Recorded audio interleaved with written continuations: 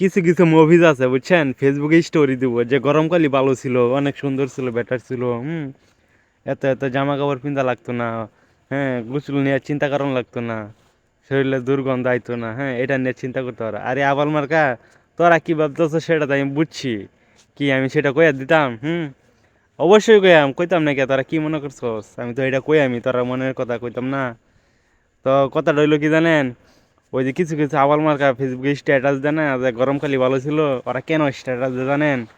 ওই যে গরমকালে মেয়েরা যে শর্ট শর্ট জামা কাপড় পিনতে, হ্যাঁ, পরে ছেলেদের প্যান্ট শার্ট পিনতে, আবার শর্ট শর্ট জামা কাপড় পিনতে যায় রাস্তাঘাটে ঘুরান ঘুরান পারে, হ্যাঁ, এগুলো ওরা দেখতে খুব মজা পায়, ওরা ওর কাছে অনেক ভালো লাগে বুঝছেন।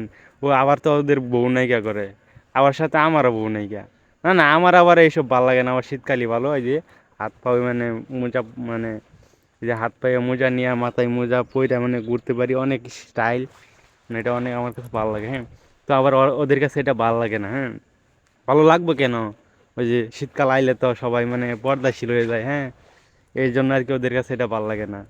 আর শীতকাল আসলে তো আর ওই যে ছোট ছোট জামা কাপড় পিন্ধা যায় মেয়েরা রাস্তাঘাটে ঘুরান পারবো, ওইটা তো আর দেখতে পারবো না। হ্যাঁ, এই হচ্ছে আসল মেইন উদ্দেশ্য ওদের। হ্যাঁ, আমি আজকাল আমি আজকাল সত্য কথা ফাঁস করে দিলাম আপনাদেরকে। হ্যাঁ, তো সবাই ভালো থাকবেন, আল্লাহ হাফেজ।